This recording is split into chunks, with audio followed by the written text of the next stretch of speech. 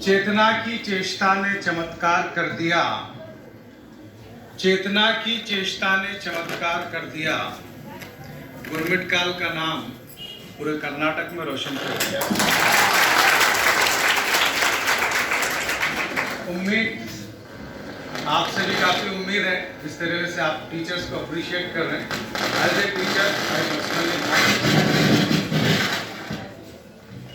और helping hands और फिर इसके सरबराह और यहाँ पर स्टेज पे बैठे तमाम लोग और आने वाला कल इस देश का भविष्य यानी तमाम स्टूडेंट, अस्सलाम वालेकुम। वालेकुम अस्सलाम वरहमतुल्लाहि वबरकातुहू। इसमें संस्कृत कितने लोगों को आती है? संस्कृत नहीं आती? अच्छा, हिंदी आती है? पक्का? तो ये शेर मैं यहाँ से शुरू कर रहा हूँ, इसके बाद मैं कितनी देर बोलना पड़ेगा सर? 5 मिनट या 10? टाइम दे दीजिए। आधा घंटा बोलो। Thank you sir. पर आप बच्चों को भूख लग रही होंगी, तो कोशिश कर। लग रहे ना भूख? पक्का? भूख नहीं लगी? Thank you. तो ये शेर तमाम टीचर्स के लिए है। मैं लिखा था हिंदी में, जब हमारे कॉलेज में पढ़ाते वक्त बोला, तो बाद में हमारे दोस्त बोले हिंदी नहीं सही, ये हमको जो है संस्कृत नजर आ रहा है। मैं परेशान हो गया, मेरे को तो संस्कृत आती नहीं, फिर अचानक संस्कृत कहाँ से? तो मैं बचपन में अक्सर पहले जब हम छोटे थे तो दूरदर्शन पर संस्कृत समाचार आते थे, वो देखता था मैं समझ गया कि शायद यही वो असरात हैं। तो टीचरों के लिए खास ये शेर है। सर्वकर्मा गुरु कर्मा सदै सत्य मार्ग, सर्वकर्मा गुरु कर्मा यानी आला काम बड़ा काम, सर्वकर्मा गुरु कर्मा सदै सत्य मार्ग, समस्त संसार एक मोक्ष पाथ, गुरुगण गुरुगण गुरुगण। यानी पूरी दुनिया के अंदर अगर आप देखेंगे तो सबसे बड़ा जो काम है वो टीचर का काम है।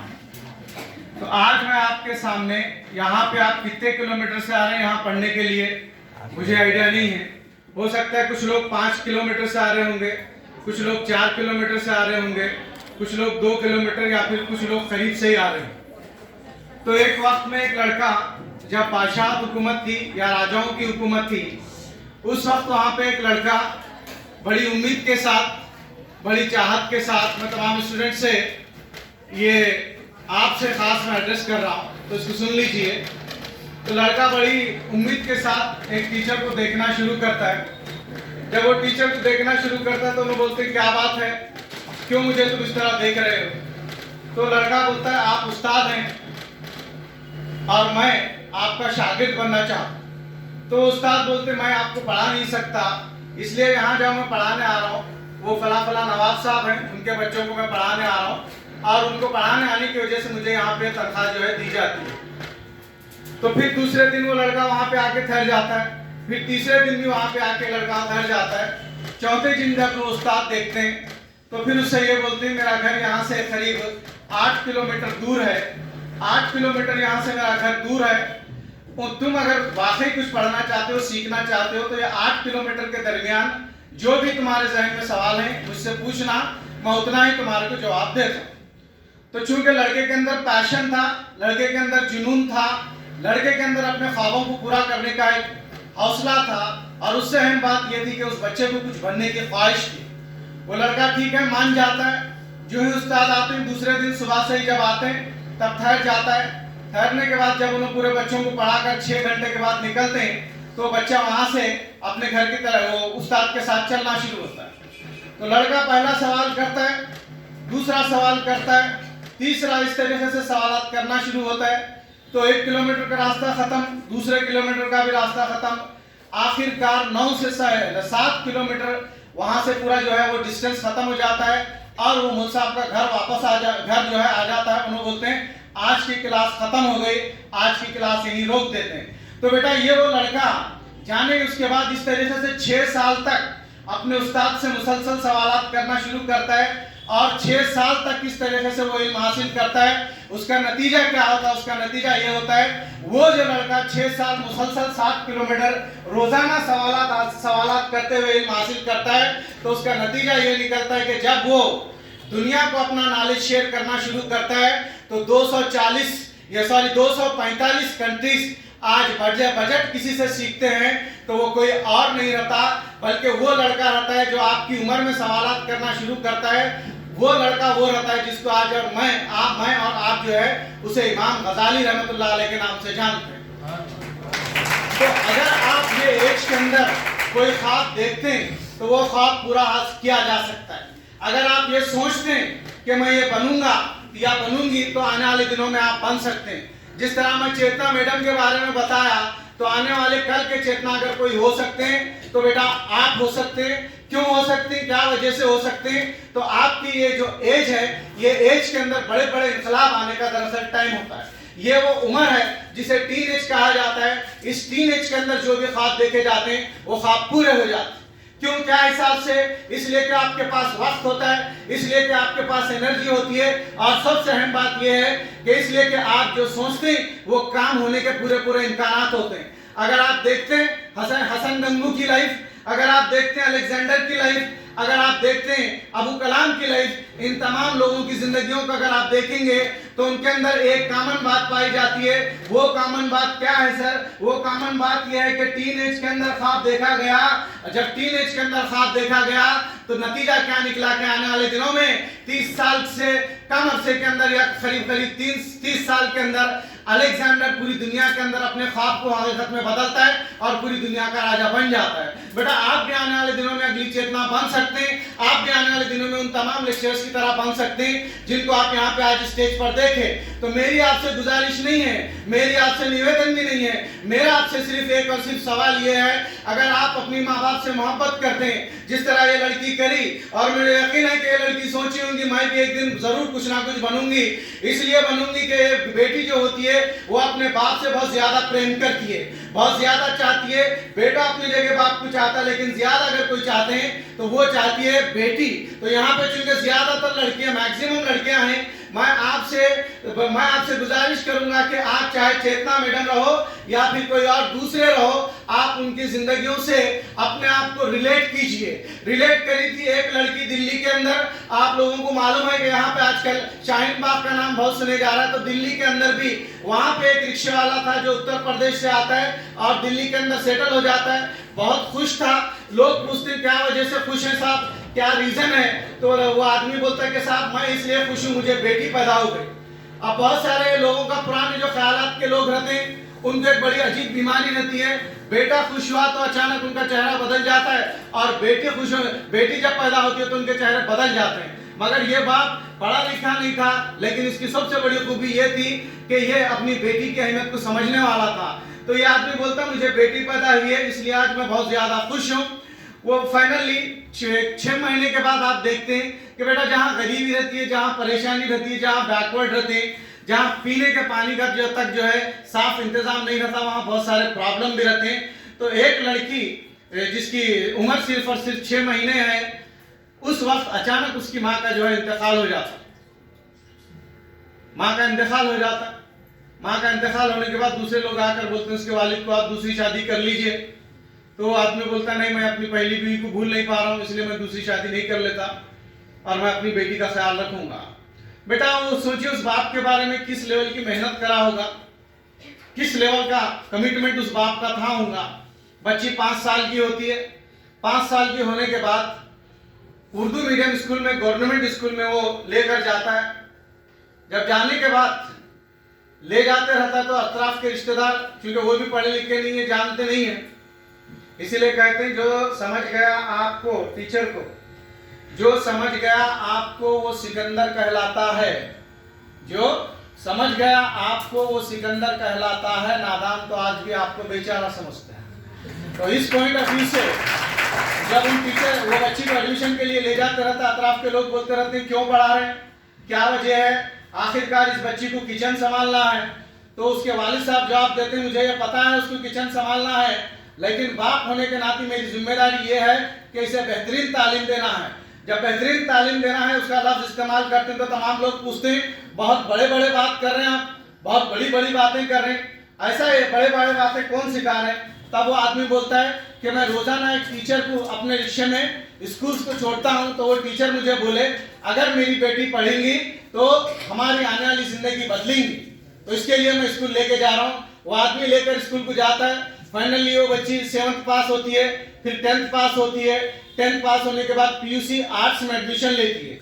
मेरा तो इरादा था कि मैं बहुत सारे आपको पूरे फीचर्स के कोर्सेज के बारे में, उनके डिजिग्नेशंस के बारे में, पेमेंट के बारे में, फिर उनकी पोजीशंस के बारे में बताऊं।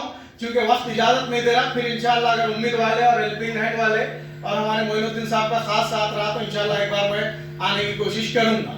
तो वो बच्ची पीयूसी 10th पास होती है, पीयूसी आर्ट्स में एडमिशन लेती है। जो ही पीयूसी आर्ट्स में एडमिशन लेती है तो स्कॉलरशिप उसे मिलना शुरू होती है। और उसके बाद एक वहाँ पे इसी तरीके से एक प्रोग्राम होता है।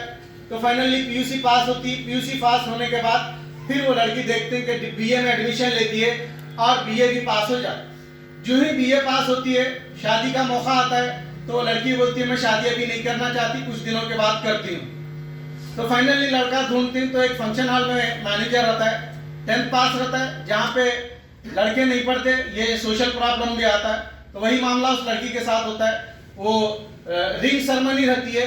जब रिंग सेरेमनी रहती है तो बच्ची जो डायलॉग बोलती है, बेटा कभी भी जहन में रखना, ये वो डायलॉग है जो पढ़े लिखे लोग पूरी दुनिया को अपने हिसाब से चलाते हैं और जो लोग नहीं पढ़ते उन्हें दुनिया के हिसाब से चलते हैं।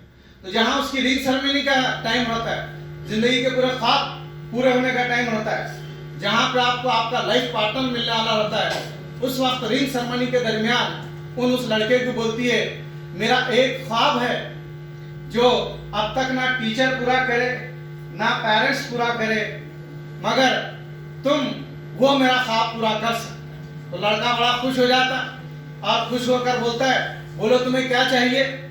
अगर तुम्हें आसमान से तारे चाहिए तो मैं तुम्हें ला कर दूंगा।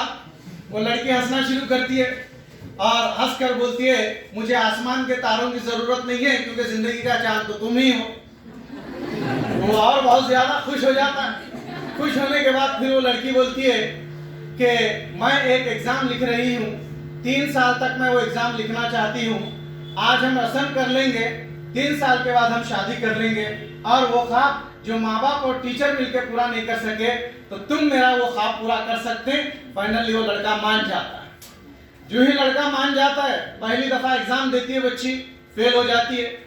बेटा जहाँ सोर्सेस नहीं होते हेल्पिंग हैंड्स या आपके दूसरे फाउंडेशंस की तरह, वहाँ प्रॉब्लम्स भी बहुत रहती। मैं मैडम से मिलना इसलिए चाह रहा था कि ताकि आपसे कुछ पूछूं, इंशाल्लाह खाने के टाइम हो सकता है हमारी बात हो। तो बहुत सारे प्रॉब्लम्स रहती। बच्ची फर्स्ट टाइम लिखती है, बेटा स्ट्रगल करती है, फेल होती है, लेकिन जिनके हौसले बुलंद होते हैं वो पीछे नहीं हटते। सेकंड टाइम फिर एग्जाम लिखती है, अनफॉर्चुनेटली फिर फेल हो जाती। तीसरी दफा जब एग्जाम लिखती है तो किस्मत से अभी रिजल्ट डिक्लेयर नहीं हुआ था और रिजल्ट डिक्लेयर नहीं हुआ, अचानक उनके एरिया में 2 व्हाइट कार के साथ, 2 व्हाइट कार रेड लाइट के साथ वहां के एरिया का एमपी एमएलए और डिप्टी कमिश्नर बाहर आते हैं उस कार से। आने के बाद लोग देखते हैं और सवाल करना शुरू करते हैं, एक दूसरे से गैबलिंग शुरू करते हैं और बोलते हैं हम हमारे एरिया में इस बच्ची को पढ़ो मत बोले थे, ये बच्ची पढ़ी है, हमारे पूरे एरिया में सबसे ज्यादा पढ़ी है, पता नहीं क्या काम करी ऐसा, अब तक हमारे एरिया में पुलिस नहीं थी, पुलिस आ गई है, पता नहीं क्या काम करी है, क्या मुसीबत ली है। तब वो डीसी वहां से बाहर निकलता है, निकल कर बोलता है तुम्हारे जैसे 10-10 हजार लोग जो काम नहीं करे, ये अकेली एक बच्ची काम करी है। तो लोग बोलते हैं ऐसा क्या काम करी साहब, ऐसा कौन सा कारनामा करी? तो वो बोलते हैं ये बच्ची क्लास 1 ऑफिसर बन गई है। लोग बोलते हैं क्लास 1 ऑफिसर किसको बोलते हैं? तो लोग बोलते हैं पुलिस मालूम है क्या? हाँ साहब, ट्रैफिक पुलिस मालूम है और ट्रैफिक के डंडे में हमारे मालूम है। जो ही जब ये बोलते हैं तब बेटी एक डायलॉग बोलती है, बेटा मैं चाहता हूँ कि हर बेटी इस डायलॉग को अपने आप से रिलेट करे। वो डायलॉग ये बोलती है कि अब्बू मैं रोजाना देखती थी बचपन से तुम रिक्शा चलाते हुए मुझे स्कूल लेकर जाते थे और यहाँ से अब्बू आपको पसीना आता था, वो जो स्वेटिंग होती थी अब्बू मुझे ऐसा लगता था कि तुम मेरे लिए अपना पूरा खून जलाकर वो पसीना जो है यहाँ बहा रहे। तो उसी वक्त मैं ये तय कर ली थी, जब मैं 9th स्टैंडर्ड 10th में थी, उस वक्त वहाँ पे हमारे पास फला कोई एक टीचर आए थे, आकर एक लेक्चर दिए थे। उस वक्त ये मैं तय करी थी कि मैं जिंदगी में कुछ बनूंगी। चलो अब वो यहाँ से कम 4 पुलिस वाले आपको सलाम करने के लिए तैयार हैं और एक बेहतरीन विला आपका इंतजार कर रहा है, आप यहाँ से चलो। तो बेटी और बाप जब जाना शुरू करते हैं तो लोग फिर बोलना शुरू करते हैं, हमारे एरिया में अगर कोई काबिल बच्ची थी तो यही बच्ची थी, क्या यही बच्ची थी। और हर कोई इसकी तारीफ में लगता है। बेटा चेतना मैडम कितने एफर्ट करे होंगे ये उनको मालूम, उन्होंने कितनी रातें पता नहीं जगते हुए गुजारे, पढ़ते हुए गुजारे, ये उनको मालूम। इसी तरीके से चेतना मैडम के सामने कितने प्रॉब्लम्स आए होंगे उनको मालूम, और फिर ऐसे अलग अलग मसाइल उन्होंने कैसा फेस करके बाहर होंगे ये उन्हें बेहतर मेरे से बता सकते हैं। तो आप भी अपनी जिंदगी में अगर कुछ बनना चाहते हैं तो 3 चीजों को हमेशा जहन में रख लीजिए, चौथी चीज आपके पास आ जाती है। पहली जो सबसे भयंकर और खतरनाक चीज है, ये आपकी उम्र के अंदर आपका क्लियर विजन नहीं होना सबसे खतरनाक चीज है। बेटा दुनिया के सक्सेसफुल लोगों की स्टडी की गई, जब दुनिया के सक्सेसफुल लोगों की स्टडी की गई तो उनके पास क्या पॉइंट था ऐसा, तो उनके पास एक क्लियर गोल था, क्लियर मकसद था। जिसके पास क्लियर गोल और क्लियर मकसद होता है तो हिस्ट्री जवाब देती है। शिवाजी जब राजा बने तो उनकी उम्र क्या थी, वो आप लोगों की मिलती जुलती उम्र थी। अकबर अगर बादशाह बने तो उनकी उम्र क्या थी, वो उम्र आपसे मिलती जुलती हुई थी। इसी तरह अबू कलाम जब टीचर से सवाल करे 7th स्टैंडर्ड में, उनकी एज क्या थी, वो एज दरअसल आपकी एज थी। तो ये उम्र में जो ख्वाब देखे जाते हैं वो ख्वाब पूरे होते हैं। इसीलिए ये उम्र में ख्वाब देखिए, आगे बढ़ने का देखिए, और इतना आगे बढ़ने का सोचिए कि आने वाले दिनों में आप न्यूज़पेपर पढ़ने वाले नहीं बल्कि न्यूज़पेपर में छपने वाले बनना। समझ में आई बात? इसी तरीके से आने वाले दिनों में लोग अपना वक्त खाली व्हाट्सएप और फेसबुक, इंस्टाग्राम, वो इन तमाम चीजों पे गुजारते हैं। मेरे को इनके गुजारने पे कोई एतराज नहीं है, क्योंकि आने वाला कल पूरी तरीके से यही है। ये हकीकत है कि हम आने वाले कल डिजिटल यूनिवर्सिटी के अंदर इंटर हो रहे हैं, नो डाउट। बट आप कोशिश कीजिए, आप इन तमाम सोर्सेस को अपना इल्म बढ़ाने के लिए, अपना इल्म नॉलेज ज्यादा से ज्यादा हासिल करने के लिए इस्तेमाल करें, मगर मकसद आपका क्लियर होना। तो लाइफ में अगर आप सक्सेस होना चाहते हैं तो पहले आपको क्या बनना है ये उम्र में अगर आप तय करेंगे तो आने वाले दिनों में 10th के बाद 3000 से ज्यादा कोर्सेस हैं। इंशाअल्लाह ताला अज़ीज़ एक डिसाइड करके आप उसके बेहतरीन जो है कामयाब शख्सियत बन सकते हैं। दूसरा और एक जो खतरनाक चीज है जो स्टूडेंट अक्सर गुजरते हैं, 1-2 मिनट लेता सर खाली, जो अक्सर गुजरते हैं वो जो स्टूडेंट्स का मामला है वो है बड़े ही भयंकर। आपके अपने दोस्त, आपके अपने साथी या ऐसे लोग जो जानते कुछ भी नहीं मशवरे बड़े बड़े देना शुरू कर देते जी। तो दूसरे जो लोगों से आपको बचना है, ऐसे लोगों से बचना बेटा जिनके पास कोई मकसद नहीं है, जिंदगी में कुछ हासिल करने का क्लियर गोल नहीं है। तो जिन लोगों के पास क्लियर गोल नहीं होता, ये लोग आपको खींचना शुरू कर देते, स्टूडेंट्स को रोकना शुरू करते हैं।